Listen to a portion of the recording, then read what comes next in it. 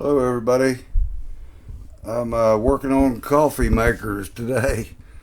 Uh, I've just been fixing them. I haven't bought a coffee maker in years.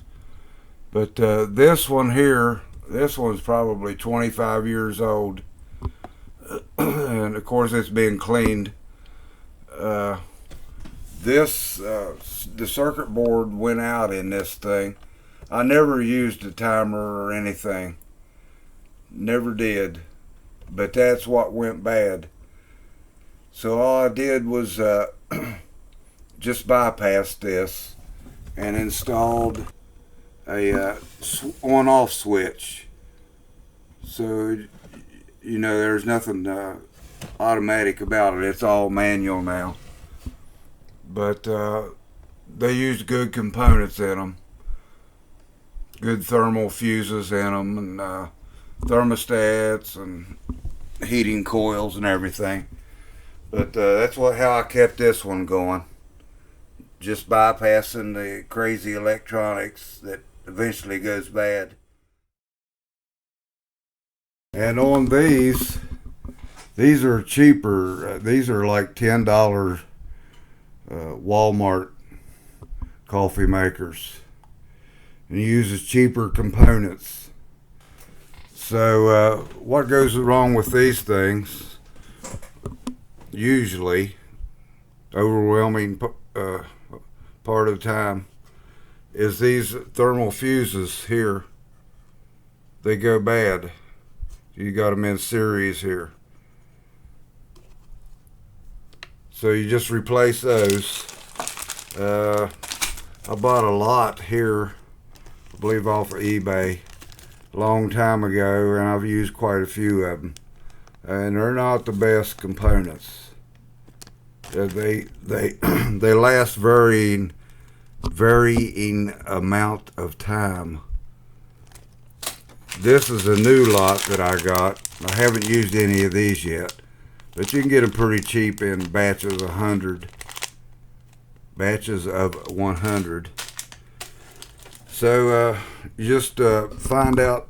You can check all your components here. You can check your thermostat and your heating element.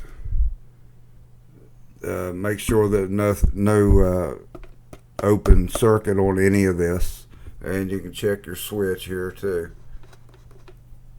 So you just take your multimeter and set it on the beep or a continuity setting, and I'll get you set up here in the tripod and we'll take a look. Okay, I think you can see the readout here. I've got it on the beep function there, the continuity check. I don't know if you can hear that or not, but you might be able to see the display. Now it's open, and when I touch them together, it's short. It's making continuity. So hopefully you can see that change. So we're going to check the whole element here from one end to the other. And we got continuity. So the element's good. We'll check the thermostat. It's good.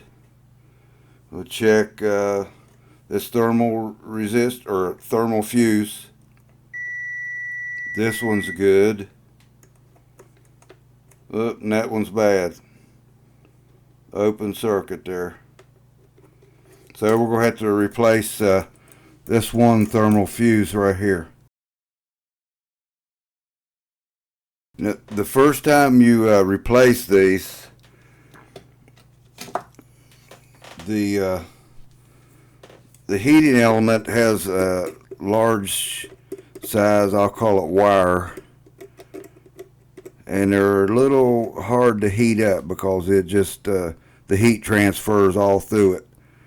So what you do the first time that you replace these, you leave enough lead on your old fuse, leave enough lead coming off of the element to solder in your new fuse. You can do it on either end. And they're a lot easier to replace each time. So, I don't know how I see a solder joint right there. But what I'm going to do is just go ahead and cut it and make a new solder joint. I think I'm going to try that. And I'm going to desolder this other end.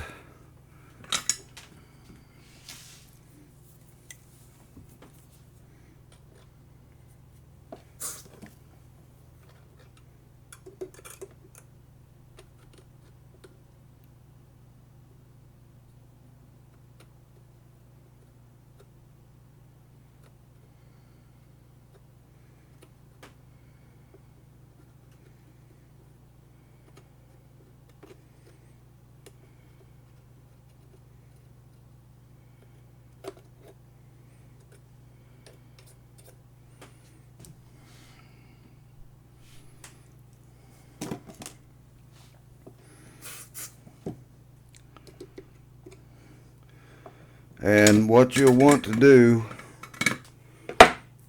is when you solder in your new fuse,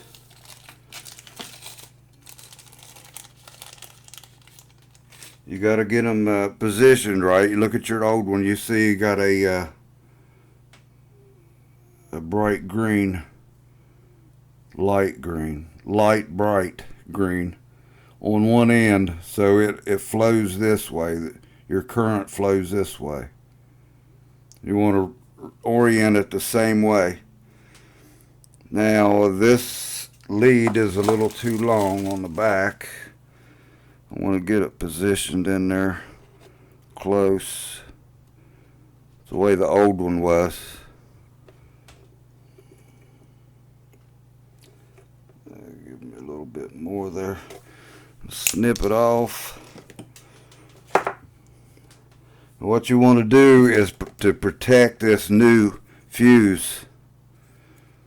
So what I do is put these helping hands on it to absorb the heat so it doesn't go straight to the fuse and prematurely burn it out. So it's a little fidgety to get it in the right place. You might have to bend your lead around to suit you, make a good fit. Get it in there close. Get you a little flux.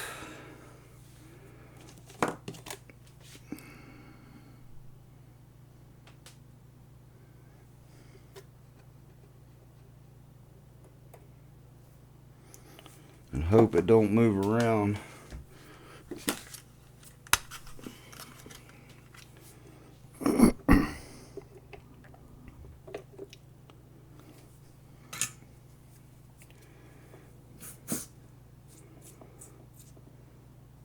Make sure you got a clean soldering iron.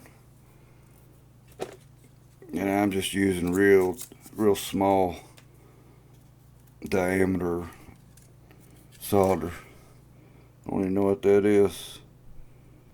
0.81 millimeter. But I don't know what the alloy is. Oh, 6337.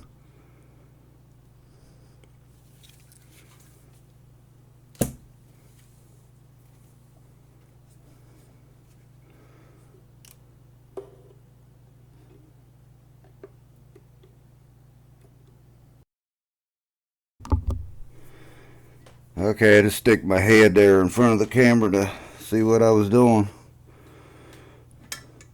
Got the one end soldered. Put some flux on the other end.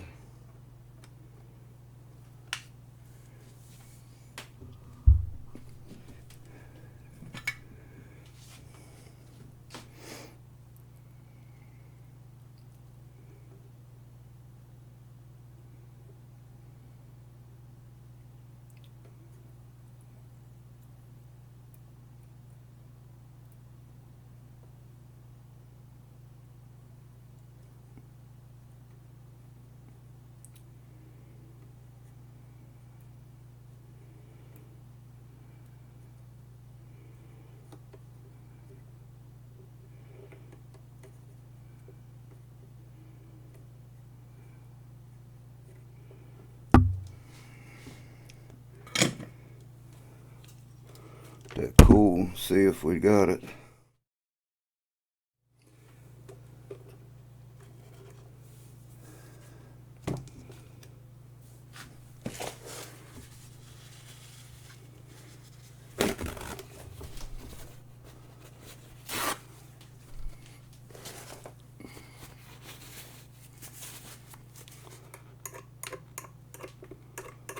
Okay, it's soldered in there. Now we check, make sure we didn't damage it.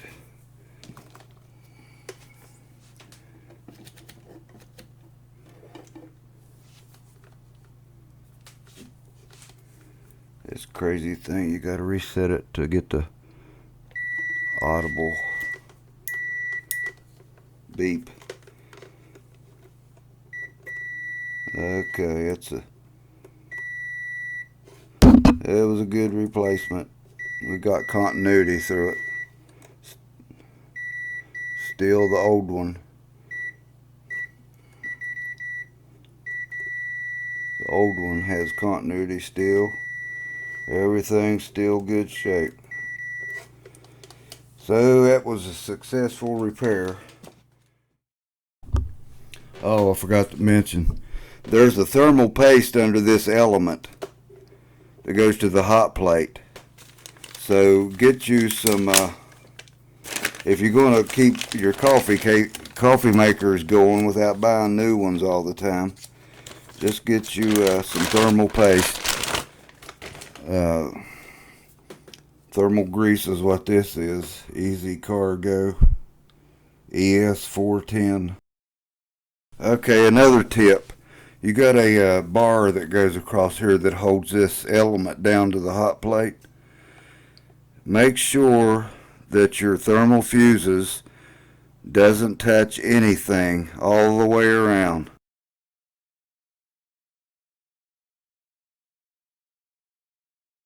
So you don't want to use just a little 16 gauge extension cord. This is an appliance extension cord. I believe it's 14 gauge. It's heavy duty. It'll hold. It's okay for 750. I think these are like 14 or 1500 watts. If I remember right. Now we turn her on. Should, in short order, feel some heat coming off of it. Yep, we have heat. So it has a successful, was it 2 cent? I don't know, I haven't figured it out, but it's cheapo repair.